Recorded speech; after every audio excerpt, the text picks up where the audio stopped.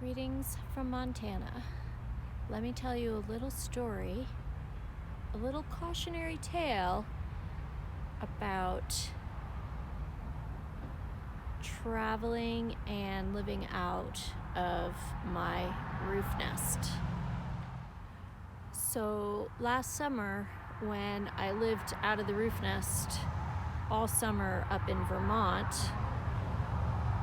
the roof nest was on the Honda Fit, and I had made a little garage for it by combining an awning and a tarp and tent poles, and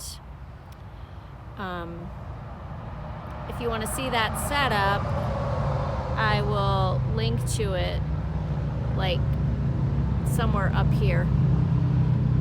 Anyway, so one thing that I never noticed was that the telescoping ladder, which is made out of mostly aluminum, when I got here, and now that the roof nest is on the Forerunner and it's much, much higher, I don't have that same garage set up, and didn't realize how slippery the rungs on an aluminum ladder are. So I remedied that by running to the Ace Hardware and getting non-slip tape for the rungs on the telescoping ladder. I picked up actually boat tape, which is just clear textured tape, and that makes the ladder a lot less slippery on a rainy day. Here, I'll show you what it looks like. I don't even know that you can really see it.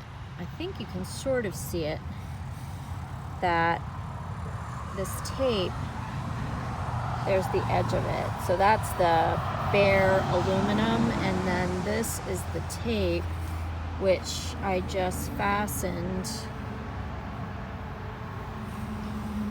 And yeah, you can see it. It's got texture, which just makes it way less slippery when it's wet. It works great. So then the next part of the cautionary story is that since the roof nest is on top of a Forerunner now and it's really, really high, it's easier to put it away if I use the ladder and climb up onto the roof of the Forerunner, because then my weight is above the roof nest, and instead of pulling it closed, I'm pushing it closed. But let me tell you what happened on Tuesday. So I use the ladder now to get up onto the roof to push this thing closed. And on Tuesday, that's what I was doing.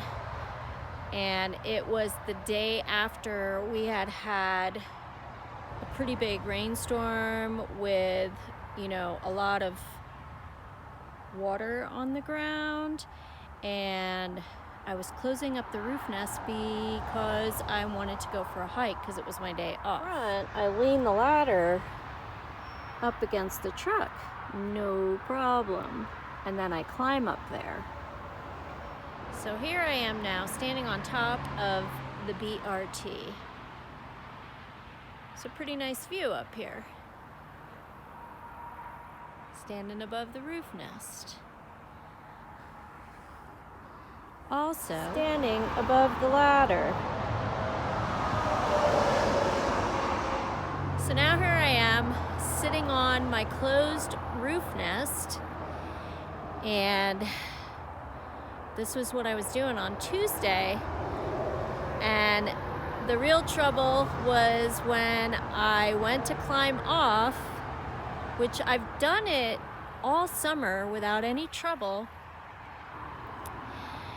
The problem was that the ladder was not really seated on the ground evenly, and I put my foot on it and it was really, really wobbly, and instead of just like taking a minute, or 5 seconds to reposition the ladder so that it was seated on the ground better, I kept trying to climb down.